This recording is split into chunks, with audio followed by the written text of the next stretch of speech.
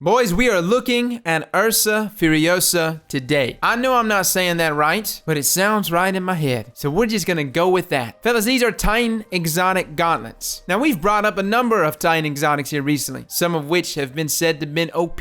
These furry armlets possesses some kind of black magic, dark magic, something. This is not natural, boys. Notice how I have popped my super. I have been shooting damage. I am now coming out of my super. I should be done. But look at that! Do you see what just happened? I have a super again. Dark magic. That's all I'm gonna say about it, man. Down here in Louisiana, we call this voodoo. And these are some voodoo gauntlets. Let's talk about this exotic perk that is on this thing. Ursine Guard. Again, I'm probably saying it wrong. But essentially, guys, you move faster while guarding when Sentinel Shield is active. Guarded damage converts to super energy when the super ends. Now, I read this, and it says guarded damage converts to super energy. And I was thinking, okay, is this gonna be like Celestial? Like, I'll get like a quarter of my super bar back, maybe a third. Not the whole entire bar for me to use a super again. Wait, you can keep blocking damage and get your super back again. Fellas, I know there's so many clickbait thumbnails out there. Unlimited supers. You see them all over the place. It's like when people discover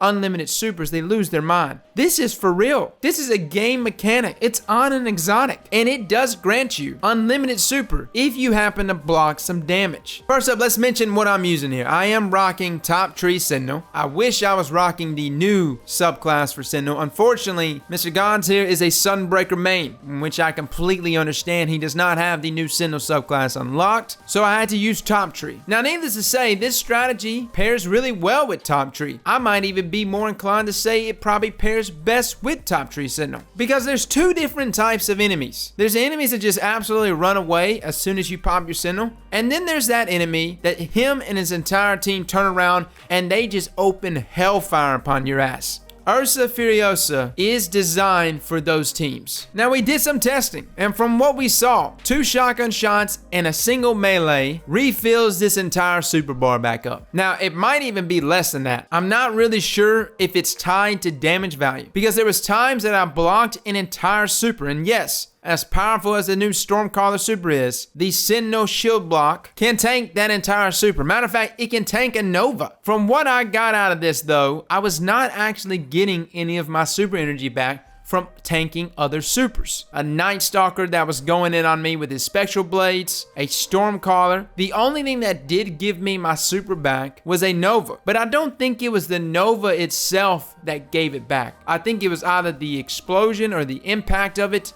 or the Axion grenades that were coming off of the explosion. Now, one thing I do want to mention, you have to make it out alive. As in, when you pop your super and you're tanking a crap ton of damage, if they happen to kill you, you do not get any of that super regeneration. So beware, because that was my issue. I would run in there and I start tanking damage and I was getting some hits off, and all of a sudden, I would get overwhelmed. And so dying completely negates any damage blocking you do. So keep that in mind. Fellas, this is a nasty exotic. I like it a lot. It does have a skill gap to it. You got to get good at blocking. You have to make sure your flanks aren't exposed, because you can still get hit from behind. And so this is not just some exotic that's just going to grant you super after super after super. You got to still be good with it. And Sentinel, at least here on console, it's a tough one for some people, especially with the hit registration. But at least the shield throws have gotten a lot better. So fellas, that is your exotic here. I very much enjoy it. We haven't even talked about the PvE capabilities. Unfortunately, I didn't get to play in PvE with it. But can you imagine this with the tree code of the commander? Rocking this exotic with that subclass, shielding up, tanking damage, allowing your teammates to shoot through that barrier. So much nasty synergy, boys. So whether or not you're a PvE player or PvP player, please, especially for my Sentinel mains out there, try this exotic out. Guys, thank you all for coming and watching, and as always, slap that like button like your mama told you right.